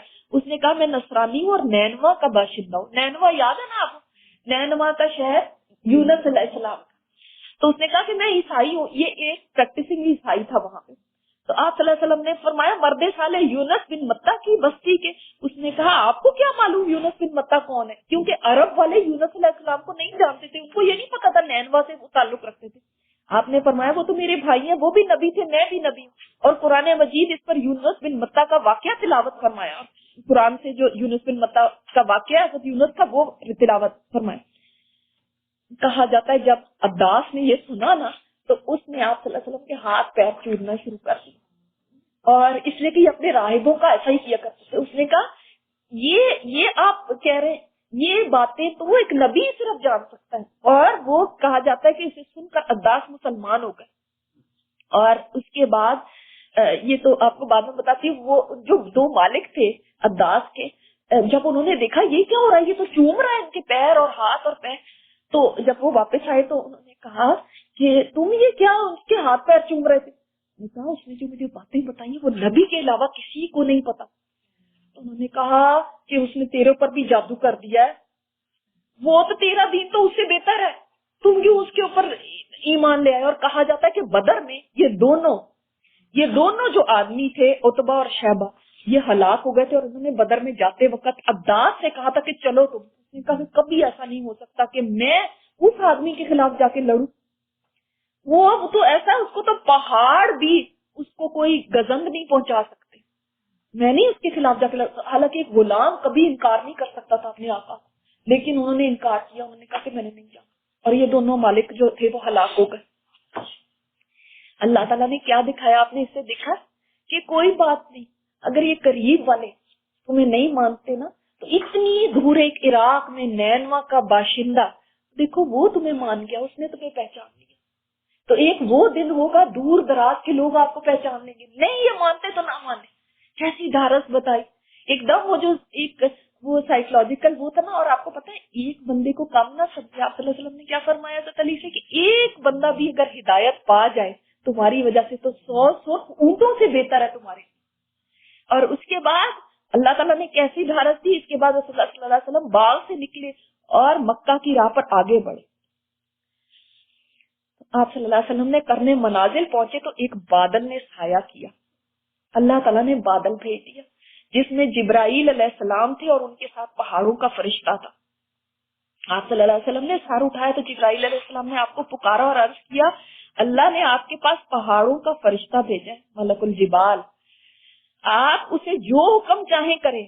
اس کے بعد آپ صلی اللہ علیہ وسلم کو ایک اور آواز آئی، پہاڑوں کا فرشتہ تھا وہ، اس نے سلام کیا، اس نے کہا اے محمد صلی اللہ علیہ وسلم بات یہی ہے، اب آپ جو چاہیں وہ حکم دیں، اگر چاہیں تو میں نے 2 پہاڑوں کے درمیان پیس دوں۔ یہاں 2 پہاڑوں کے اخشبین کا لفظ استعمال ہوا جو کہ مکہ کے 2 پہاڑ سے ابو قبیس اور اس کے سامنے والے پر بولا جاتا ہے۔ تو اس وقت آپ اندازہ کریں کہ اس وقت ابھی کتنا ٹائم گزرا، یہ سارا واقعہ ہوا ہے تھوڑی دیر، اور آپ صلی اللہ علیہ وسلم کو رحمت للعالمین جو کہتے ہیں نا ایسے ہی نہیں کہتے۔ آپ صلی اللہ علیہ وسلم نے فرمایا بلکہ مجھے امید ہے کہ اللہ عز و جل ان کی پشت سے ایسی نسل پیدا کرے گا جو صرف ایک اللہ کی عبادت کرے گی اور اس کے ساتھ کسی کو شریک نہیں کرے گی۔ سبحان اللہ، کہ اس وقت چاہتے تو کہتے کہ ہاں پیس دو ان کو۔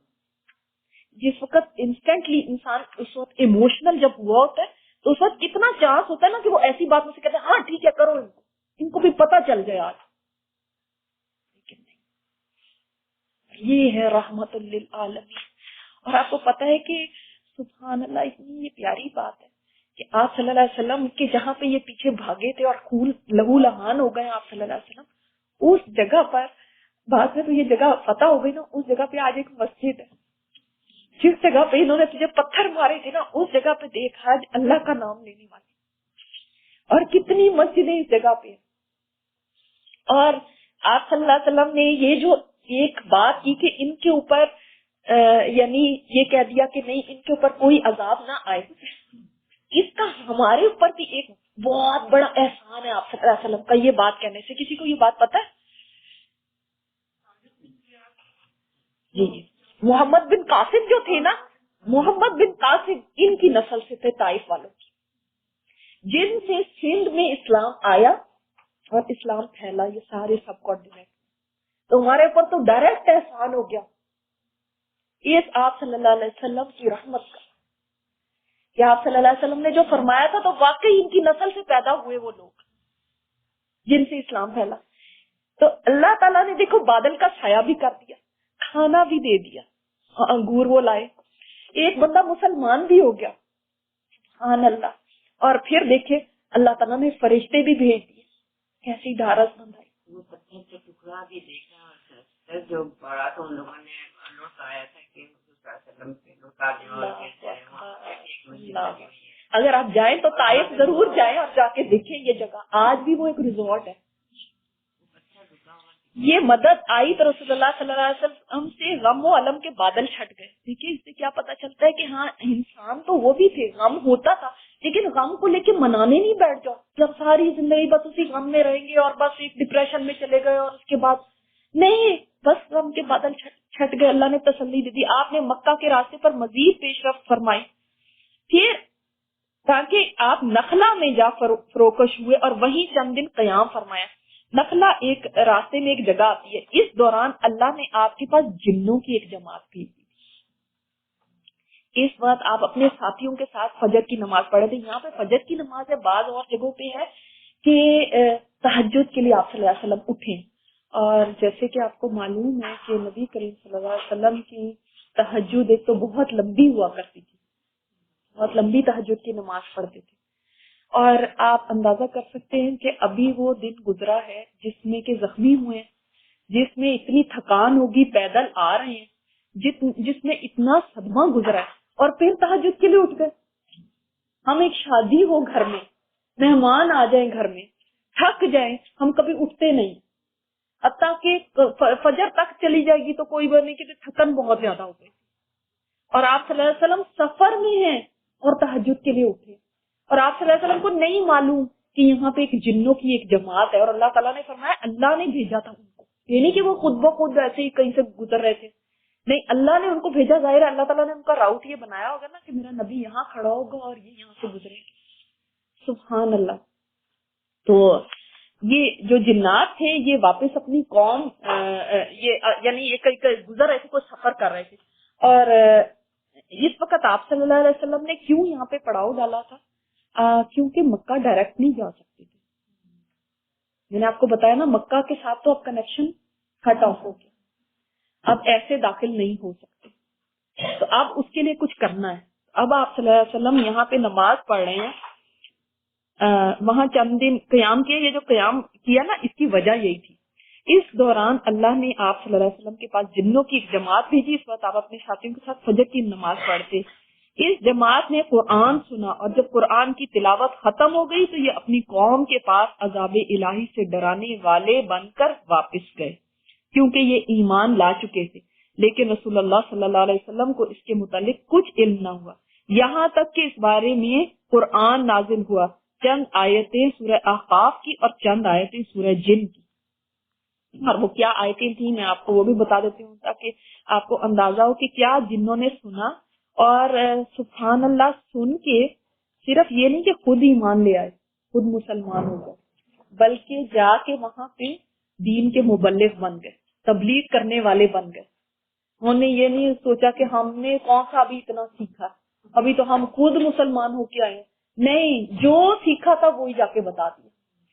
تو اللہ تعالیٰ نے قرآن کریم میں فرمایا، سورہ احقاف 29 سے لے کے 32 آیات تک میں فرمایا، جب ہم جنات کے ایک گروہ کو تمہاری طرف لے آئے، ہم لے کر آئے، بات ہم ایک جنات کے گروہ کو لائے، وہ قرآن سننے لگے، بس جب وہ اس کے پاس آئے تو کہنے لگے کہ چپ رہو. یعنی وہ کیا کر رہے تھے؟ وہ شور مچا رہے تھے، اور یہ کیا کر رہے ہیں؟ کہہ رہے ہیں چپ کر جو سنو، خاموش ہو جو قرآن پڑھا جا رہا ہے. اللہ اکبر. پھر جب قرآن پڑھا جا چکا تو وہ لوگ ڈرانے والے بن کر اپنی قوم کی طرف واپس ہوئے. انہوں نے کہا، اے ہماری قوم، ہم نے ایک کتاب سنی ہے جو موسیٰ کے بعد اتاری گئی ہے. یعنی یہ یہودی تھے یہ جنات. انہوں نے یہ جا کے کہا ان پیشین گوئیوں کی تصدیق کرتی ہوئی جو اس سے پہلے سے موجود ہیں وہ حق کی طرف اور ایک سیدھے راستے کی طرف رہنمائی کرتی ہے. اے ہماری قوم اللہ کی طرف بلانے والے کی دعوت کو قبول کرو اور اس پر ایمان لے آؤ. سبحان اللہ, کیسے جن تھے, اسکالر جن تھے یہ تو. اللہ تمہارے گناہوں کو معاف کر دے گا اور تم کو دردناک عذاب سے بچائے گا. سبحان اللہ, ایک دفعہ سنا ہے ہر کیسا ایمان لے کر آیا. اور جو شخص اللہ کے داعی کی دعوت پر لبیک نہیں کہے گا تو وہ زمین میں ٹھہر نہیں سکتا اور اللہ کے سوا اس کا کوئی مددگار نہ ہوگا. ایسے لوگ کھلی ہوئی گمراہی میں. یہ سورہ احقاف میں اتنی آیتیں کہ اللہ تعالیٰ نے بتایا اپنے نبی کو کہ دیکھو جنوں کی ایک جماعت نے یہ جا کے کہا ہے وہاں پہ آپ صلی اللہ علیہ وسلم کو علم میں. یہ کیا مقصد تھا؟ آپ حال نہیں جانتے تھے. بالکل ٹھیک ہے. دوسرا آپ کو اس سے تسلی بھی آپ کی دیکھو انسانوں سے آگے بھی بڑے جہان ہیں. اگر انسان نہیں تمہاری سنتے نا تو اس سے آگے بھی جنوں کا دیکھو ایک جہان ہے جو تمہارے اوپر کیسے ایمان لے آئے. تو فکر نہ کرو, یہ نہیں مانتے نہ مانے. یہ دیکھو ایک اور مخلوق آ گئی جو ایمان لانے والی. سبحان اللہ. اللہ نہیں اکیلا چھوڑتا. بالکل اللہ نے فوراً دیکھیں جواب کیسے دیا اس دعا کا. جب آپ صلی اللہ علیہ وسلم نے ہاتھ اٹھائے تو کیسے کیسے تسلیاں آنے لگی ایک کے بعد ایک. چند روز بعد رسول اللہ صلی اللہ علیہ وسلم نخلا سے نکل کر مکہ روانہ ہوئے. آپ کو اللہ کی طرف سے کشادگی اور فراخی کی امید تھی اور قریش کی طرف سے شر اور گرفت کا اندیشہ بھی, اس لیے آپ نے احتیاط پسند کی. چنانچہ مکہ کے قریب پہنچ کر ہیرا میں ٹھہر گئے. اچھا اب کیا تھا؟ حضرت زید پوچھ رہے ہیں کہ اب ہم کیسے داخل ہوں گے, کیسے داخل ہوں گے, کیا پلان ہے, کیا ہوگا؟ میں یہ نہیں مجھے پتا, لیکن اللہ ہے اپنے رسول کی مدد کرے گا. جی. تو وہاں پہ آ کے ٹھہرے ہیں اور اب آپ نے کیا کیا, اور اخنس بن شریک کے پاس ایک آدمی بھیجا کہ وہ آپ کو پناہ دے دے, مگر اس نے یہ معذرت کی کہ وہ حلیف ہے اور حلیف پناہ نہیں دے سکتا. میں کیا کروں. اس نے بڑی مطلب ایک نرمی سے آپ صلی اللہ علیہ وسلم نے 3 لوگوں کے پاس میسج بھیجا تھا. ان میں ایک اخنس بن شریک. 3 لوگ کس طرح آپ صلی اللہ علیہ وسلم نے سلیکٹ کیے تھے کہ جن کا آپ کو پتا تھا کہ اس کے دل کے اندر کچھ نرمی ہے, یہ اسلام کی تھوڑی کوئی ہمدردی رکھتا ہے, تو چلو اس کو پیغام بھیجو, ہو سکتا ہے یہ مجھے پناہ دے دے, کیونکہ اس وقت کسی کی پناہ کے بغیر نہیں جا سکتے.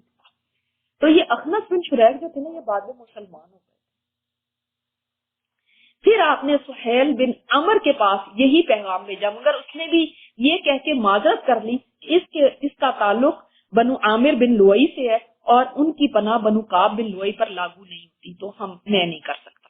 اب یہ کون ہے سہیل بن عمر, یاد ہے آپ کو؟ کوئی پچھلے ہم نے اس میں نہیں پڑھا, لیکن کسی کو ویسے پتا ہے. صلح حدیبیہ کے لیے جب آپ صلی اللہ علیہ وسلم نے پڑاؤ کیا تھا تو سہیل آئے تھے, تو آپ صلی اللہ علیہ وسلم نے فرمایا تھا اب سہل ہو جائے گا معاملہ, آسانی ہو جائے گی, آسانی سے ہے نا. یہ بھی ایمان لے آئے تھے, لیکن اس وقت انہوں نے معذرت کر لی کہ نہیں ہم نہیں کر سکتے. اب دیکھیں آپ صلی اللہ علیہ وسلم نے ہمت نہیں ہاری کہ اس وقت پھر ایک وہ ہو جاتا کہ دیکھو 2 لوگوں نے کہہ دیا ایسے, اب چلو حبشہ کی طرف چلتے. حبشہ کیوں نہیں چلے گئے؟ وہ تو آسان تھا نا, وہاں کا بادشاہ جو تھا وہ تو آپ صلی اللہ علیہ وسلم کو اچھی طرح رکھتا. نجاشی ایسے ہی اسلام لے آیا تھا. اور دوسری بات یہ کہ جب تک آپ صلی اللہ علیہ وسلم اپنا کام یہاں پہ کر سکتے تھے آپ نے کیا, جب تک کہ حالات اتنے خراب نہیں ہو گئے کہ بالکل وہاں پہ رہنا ناممکن ہو جائے. اور دوسری آپ نے دیکھا ہے کہ آپ صلی اللہ علیہ وسلم اس ساری اس سے گزرے ہیں, لیکن کہیں پہ بھی ایسا رونا دھونا نہیں, اپنی مظلومیت کے قصے نہیں. حضرت عائشہ رضی اللہ تعالیٰ نے پوچھا کہ آپ کے لیے سخت ترین دن کون سا تھا, تو تب یہ بتایا, یعنی کہ خود ہی جا کے بس روتے دھوتے رہے. جیسے ہم آج ہو گئے نا, ہم جہاں جاتے ہیں تو ہم مسلمان ایسے, ہائے مسلمان یہ ہو گئے, مسلمان ہر وقت انڈیویجولی بھی اور اجتماعی طور پہ بھی, دونوں میں ہمارا یہ رویہ. انڈیویجولی بھی ہم کیا کرتے ہیں, اپنے حالات کا ہر وقت رونا روتے, ہمارے پاس پیسے نہیں, ہائے لٹ گئے, مارے گئے, فلاں ہو گئے, میرے حالات ایسے. اور جب کلیکٹیولی بھی ہمارا یہ ہے کہ مسلمان یہ مسلمان وہ, تو دیکھو آپ صلی اللہ علیہ وسلم کے اوپر کتنے حالات گزرے. لیکن ہم کئی حدیثوں میں یہ پڑھتے ہیں, اب جو لوگ حدیث پڑھ رہے ہیں کہیں ہم یہ پڑھتے ہیں کہ وہ آپ صلی اللہ علیہ وسلم نے یہ فرمایا کہ ہائے یہ ہو گیا یہ ہو گیا, یا صحابہ کو لے کے بیٹھے ہوئے اور بس سارے آپس میں رو رہے ہیں ایک دوسرے کے سامنے. کچھ بھی نہیں ہے. کتنا صبر تھا, کتنا صبر تھا, اور ایک شکوہ کیا تو بس اللہ سے. ایسے قرآن کریم میں بار بار اللہ تعالیٰ آپ صلی اللہ علیہ وسلم کو تسلیاں دے رہے ہیں, کیونکہ اللہ کو تو پتا ہے کہ ان کے اوپر کیا گزر رہی ہے, اللہ تعالیٰ کو تو پتا ہے. تو وہ تسلیاں کیوں دے رہے ہیں کہ آپ اتنے غم میں ہیں, آپ اتنے دکھ میں ہیں, وہ اللہ جانتا ہے. مگر ایسے نہیں کہ ہر جگہ جا کے اپنے مظلومیت پر رونا, ہائے دیکھو تو اب میری تو بیوی بھی نہیں, ہائے دیکھو میرے بچے, ہائے دیکھو میرا. نہیں, ہائے ہائے نہیں ہے. پھر اب آپ صلی اللہ علیہ وسلم نے مطعم بن ابی کے پاس پیغام بھیجا. مطعم کا دادا نوفل بن عبد مناف نبی کریم صلی اللہ علیہ وسلم کے جد اعلیٰ ہاشم بن عبد مناف کا بھائی تھا, اور عبد مناف قبیلہ قریش کی سب سے معزز شاخ تھی. یعنی عبد مناف کے مطعم جو تھے ان کا دادا جو تھا وہ تھا نبی صلی اللہ علیہ وسلم کے جد امجد. آپ کو پتا ہے ہاشم, ان کے بارے میں آپ نے پڑھا, ان کے بھائی تھے. اچھا, اب ایک طرح سے دور پار کی رشتہ داری بھی ہو گئی. ویسے تو قریش کی سب کی رشتہ داری ہے, یہ سب قریش کے سب ٹرائبز ہیں, لیکن دیکھا آپ نے دوسروں کی طرف سے جواب نہیں تھا. مطعم بن ابی کے بارے میں آپ کو کچھ اور پتا ہے؟ لاسٹ ٹائم کی کلاس یاد ہے کچھ؟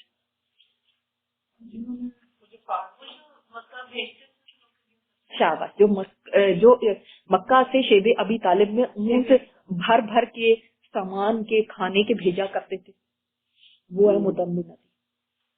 یاد نہیں, ابو جہل آ گیا تھا اور پھر یہ وہی ادھر ادھر, مطلب اس نے بھی منع کیا تھا, اور اس کے بعد جو معاہدہ پھاڑا تھا مطعم کیا تھا, وہ بھی مطعم بن ابی. یہی مطعم بن ابی میں نے بہت پہلے آپ کو بتایا تھا کہ آپ صلی اللہ علیہ وسلم نے یہ, حالانکہ یہ آپ صلی اللہ علیہ وسلم کے یعنی اس واقعے کے بعد کچھ ہفتے بعد یہ فوت ہو گئے تھے, مسلمان نہیں ہوئے تھے. لیکن آپ صلی اللہ علیہ وسلم نے ان کی اتنی رسپیکٹ کی تھی کہ جب بدر میں قریش کے کافروں کے قیدی آ گئے تھے پرزنر آف وار بن کے, تو تب آپ صلی اللہ علیہ وسلم نے فرمایا تھا کہ آج مطعم اگر زندہ ہوتا تو میں ان قیدیوں کو بغیر فدیے کے, اس کو اگر مجھے کہتا نا تو میں ان کو بغیر فدیے کے آزاد کر دیتا ہوں واپس. اتنی رسپیکٹ شو کی تھی. کیوں؟ یہ آپ دیکھیں یہاں پہ کہ آپ صلی اللہ علیہ وسلم نے مطعم کو پھر پیغام بھیجا تھا, چنانچہ مطعم نے جواب میں ہاں کہی, اور خود اس نے اور اس کے بیٹوں نے ہتھیار باندھ کے رسول اللہ صلی اللہ علیہ وسلم کو بلوا بھیجا.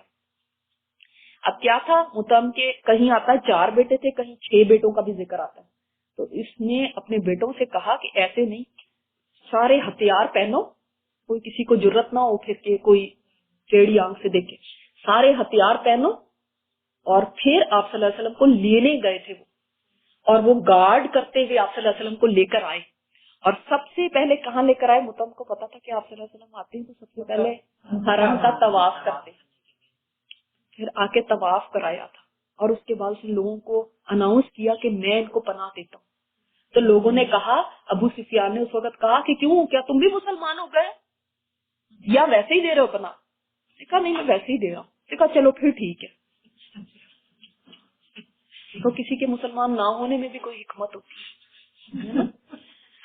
تو سبحان اللہ, تو اس نے اپنے بیٹوں کے ساتھ ہتھیار بند ہو کے آپ صلی اللہ علیہ وسلم کو بلوا بھیجا. آپ تشریف لائے, مسجد حرام میں داخل ہو کر پہلے خانہ کعبہ کا طواف کیا اور 2 رکعت نماز پڑھی, پھر اپنے گھر تشریف لے گئے. اس دوران مطعم بن ابی اور اس کی اولاد نے مسلح ہو کر رسول اللہ صلی اللہ علیہ وسلم کو اپنے گھیرے میں لیے رکھا, اور مطعم نے قریش میں اعلان کیا کہ اس نے محمد صلی اللہ علیہ وسلم کو پناہ دے رکھی ہے, اور قریش نے اس کی پناہ کو منظور کر لیا. انہوں نے تب کہا تھا کہ ہاں ٹھیک ہے, اگر تم مسلمان نہیں ہوئے نا ٹھیک ہے, پھر ہم ایکسپٹ کر لیتے ہیں تمہاری پناہ. اور یہ دیکھ لیں کہ ایسے جیسے گارڈ کرتے نا, آپ چاروں طرف سے آپ صلی اللہ علیہ وسلم کو گھیرے میں لے کے وہ اندر داخل ہوئے. تو اللہ تعالیٰ دیکھو کہاں سے اندھیروں کے اندر سے بھی روشنی کی ایک کرن نکال دیتا ہے کہ انسان مایوس نہیں, یہ انسان مایوس نہ ہو. دیکھو کہیں سے اللہ تعالیٰ اندھیروں میں سے بھی اجالا نکالتا ہے. سبحانک اللہم و بحمدک نشہد ان لا الہ الا انت نستغفرک و نتوب الیک. اللہ تعالیٰ ہمیں جو ہم سیرت پڑھ رہے ہیں اس کے بعد آپ صلی اللہ علیہ وسلم کا جو مشن ہے اس کا حق ادا کرنے کی ہمیں توفیق عطا فرمائے، اور آپ صلی اللہ علیہ وسلم کی جیسے شان ہے، جیسے ان سے محبت کا حق ہے، اللہ تعالیٰ ایسی محبت کرنے کی توفیق عطا فرمائے۔ جی سورہ جن کی آیات بھی اور سورہ احقاف بیسیکلی تو یہ احقاف کی جو میں نے پڑھی، ٹھیک ہے جی۔